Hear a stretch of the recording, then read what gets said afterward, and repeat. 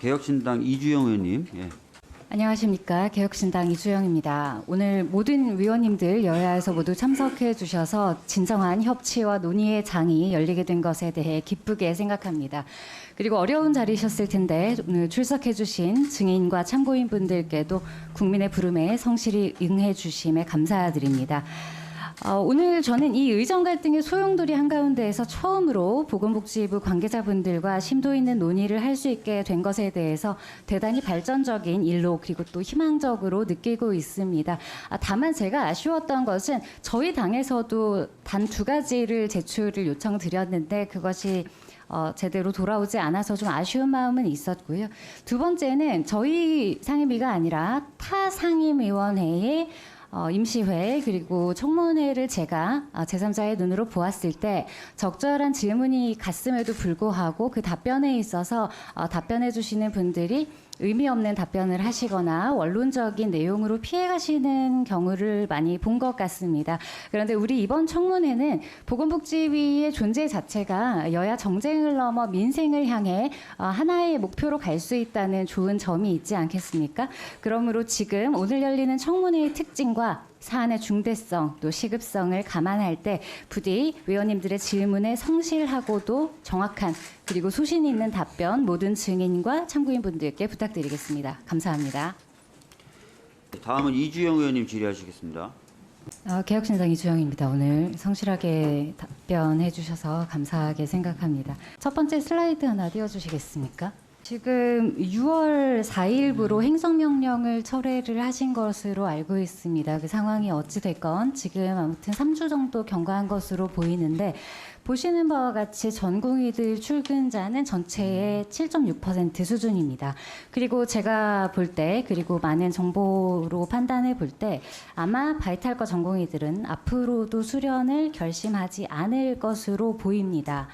그렇기 때문에 지금은 이 수련 포기와 미지원 공백이 발생할 것으로 예상이 되고 있는 상황인데요. 장관님께서 말씀하신 100일이라던가 아니면 9월, 11월 여러 이야기가 있습니다만 저기 발생하는 저 수련 포기 미지원 공백은 우리가 2024년만 생각해서는 안 됩니다.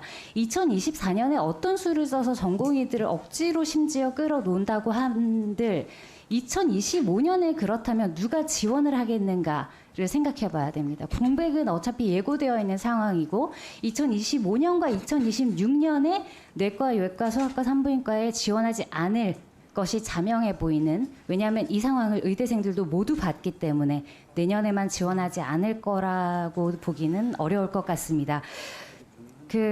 거기에 지금 이 의대 증원으로 인해서 의대생들의 과소 역량까지 계속 적체가 된 상황이라면 최소 5년에서 10년 가까이 전문의 배출 공백이 이어질 수도 있는 상황입니다. 이 공백이 발생하는 기전은 수련 시스템을 제대로 이해하고 계신다면 반박하시기는 어려울 것으로 봅니다.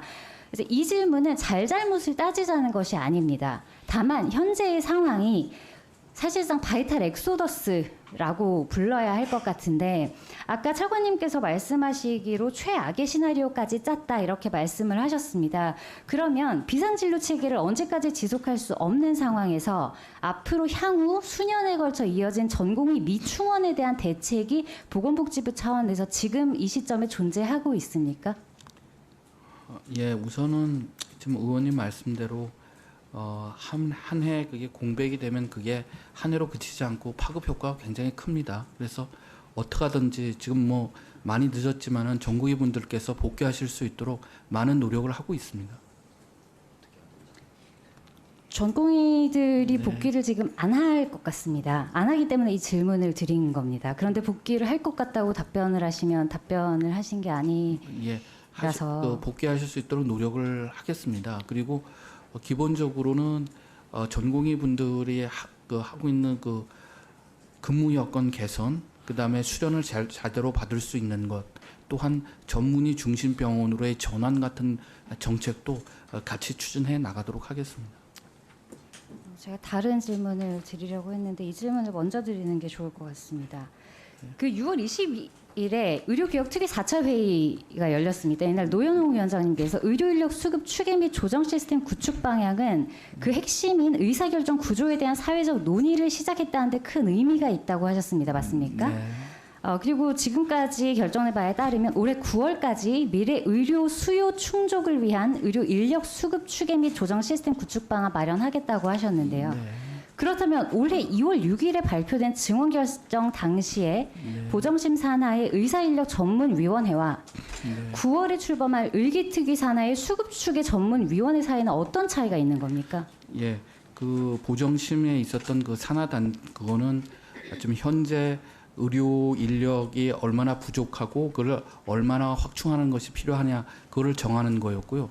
지금 의료 추계 시스템은 의대 정원이 어떻게 결정이 되던 그것은 급격한 인구 변화와 고령화가 있기 때문에 그것을 주기적으로 어떻게 재평가하고 어떻게 해서 합리적으로 의대 정원을 조정해 나갈지를 결정하는 겁니다. 지금 사회적 비용이 너무 크니까 다른 나라에서 하고 있는 주기적 조정 시스템을 도입하자는 것이 그 취지입니다.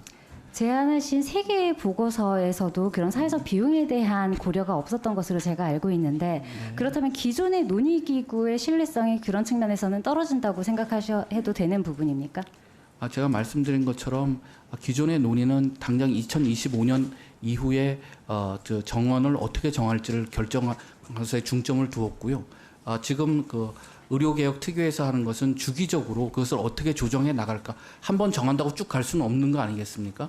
그것을 주기적인 조정 시스템 물론 그것이 서로 연결은 되어 있지만은 원래 취지는 그렇게 달랐다는 점을 말씀을 드리는 겁니다.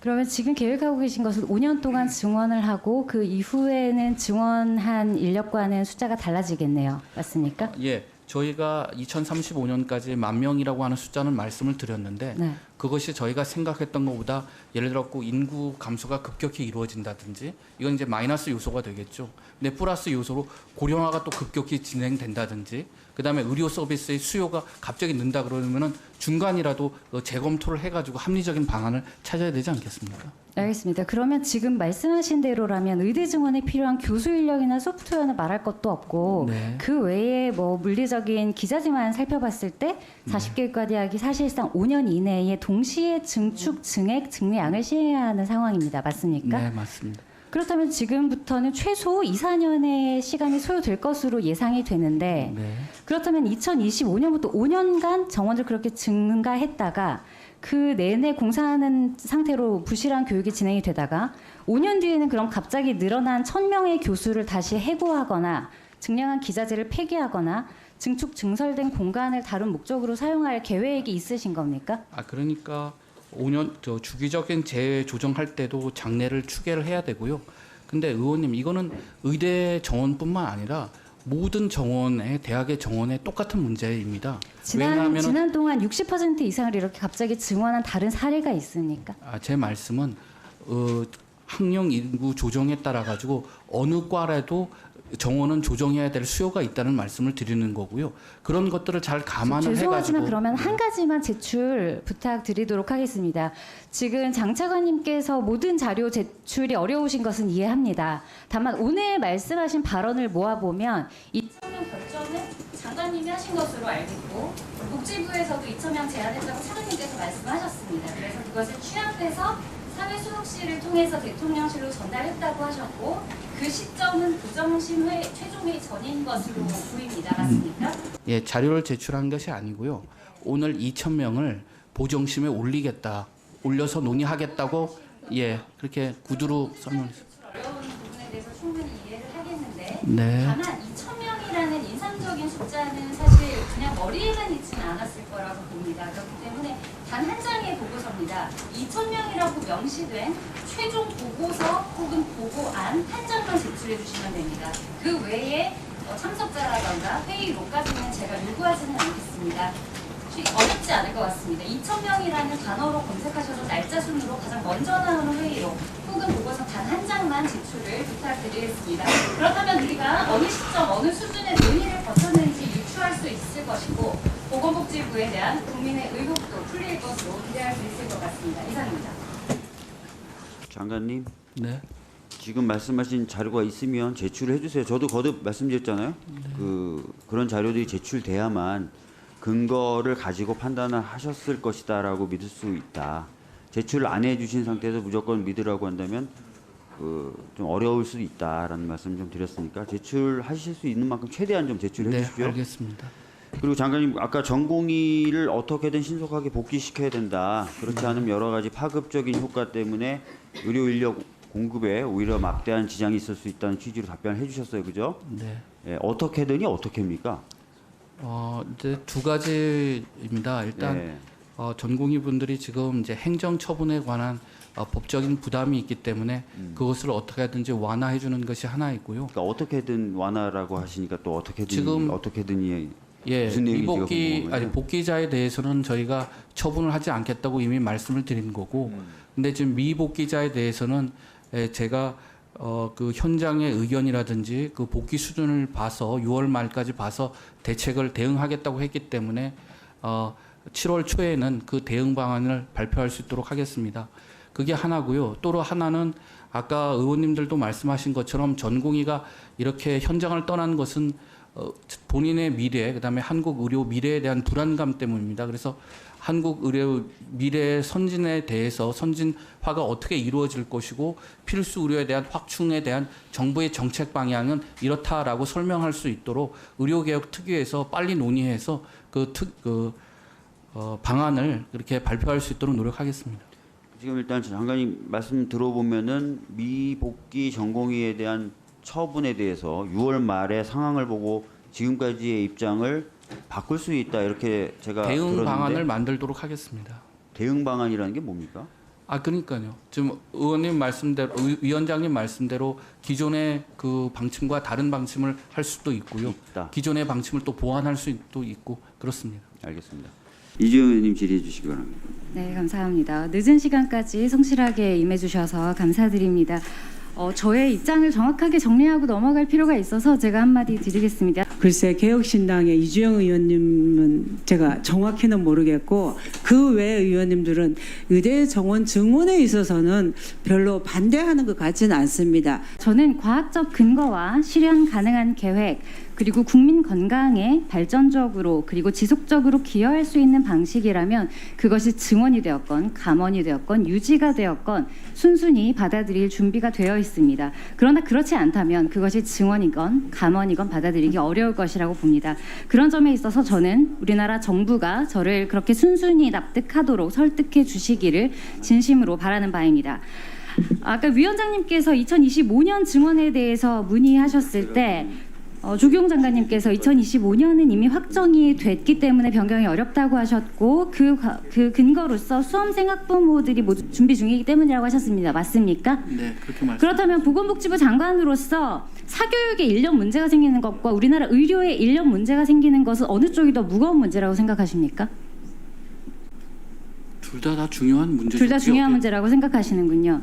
그렇다면 지금 2025년이 급한 이유는 2035년에 목표된 수치를 채우기 위해서인데 2035년의 목표가 2036년에 달성되는 것과 올해가 무너져서 릴레이로 의료가 붕괴되는 것은 어느 쪽이 더 위험한 결과를 초래할 것이라고 생각하십니까? 의원님 그렇게 양자택일을 할 수밖에 없는 현실입니다. 죄송합니다. 저도 이렇게 묻고 싶지 않은데 전공의들이 복귀하지 않을 것이기 때문에 이미 양자택일이 되어서 물어보는 말씀입니다. 전공의가 복귀하지 않을 것이라고 또 단정하는 것 자체도 또 좀 무리가 있다고 저는 생각이 듭니다. 장관님 죄송하지만 그렇다면 지금 4분의 1의 시간이 이미 흘렀습니다. 그리고 장관님께서는 수련 특례까지 언급하시면서 수련에 지장이 없도록 조치할 것이라고 하셨죠. 네. 그러면 수련에 지장이 없다는 건 무슨 말입니까? 정말로 의사 개인의 의학적 역량의 질의 변화가 없다는 겁니까? 아니면 국가가 한 해에 배출하는 의사 관리 그 숫자에 지장이 없다는 겁니까? 둘 다를 의미하는 겁니다. 둘 다를 의미하는 네. 겁니까? 질이 떨어지지 않을 거다.